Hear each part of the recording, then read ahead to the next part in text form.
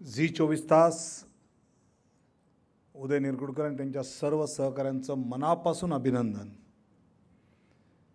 काही दिवसांपूर्वी मी मंत्रालयामध्ये उत्कृष्ट पत्रकार पुरस्कार द्यायला मला आमंत्रित केलं होतं।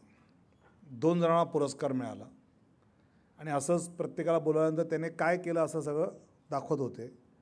तर एकाने बीड जिल्ह्यामध्ये अमुक घोटाळा काढला, तमुक भ्रष्टाचार काढला, त्या ठिकाणी घोटाळा काढला, त्यांना पुरस्कार मिळाला। दुसरा पुरस्कार ठाणे ग्रामीणमध्ये शहापूरला त्याने अमुक चारा भ्रष्टाचार शोधून काढला, हे शोधून काढलं, ते शोधून काढलं, त्याचा पुरस्कार। तर अशा गोष्टी शोधून काढला तर पुरस्कार आहे की नाही आहेच, यात काही शंका नाही। पण अशा चांगल्या पॉझिटिव्ह गोष्टीसुद्धा काढणाऱ्या पत्रकाराला पुरस्कार दिला पाहिजे, कारण समाजात चांगली उदाहरणं आपण जर घालून देणार असू तर त्याची आज गरज आहे। एका बाजूला भ्रष्टाचारावर अंकुश ठेवला पाहिजे आणि दुसऱ्या बाजूला समाजाची मानसिकता पॉझिटिव्ह दिशेला चालेल असे पॉझिटिव्ह उदाहरणं लोकांसमोर आणली पाहिजे। आणि आज झी 24 तास DNA ते करते आहे, याबद्दल मी त्यांचं मनापासून अभिनंदन करतो। आज सकाळीच मी पुण्यावरनं शिक्षणाची वारी असा एक उपक्रम आम्ही शिक्षण विभागाने महाराष्ट्र शासनाने राबवला आहे।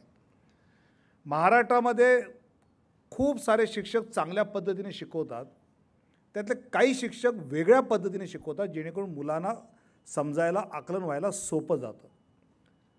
आणि अशा शिक्षक जे विशेष प्रयत्न करतात असे 50 शिक्षक आम्ही महाराष्ट्रात निवडले आहेत आणि त्यांच्याशी भेटायला, त्यांची पद्धती समजून घ्यायला, ॲक्टिव्हिटी बेस्ड लर्निंग समजून घ्यायला, जो ज्ञानरचनावादाच्या आधारे शिक्षण असेल त्याचं वेगळ्या पद्धतीने खूप चांगले प्रयोग अनेक ठिकाणी केले आहेत।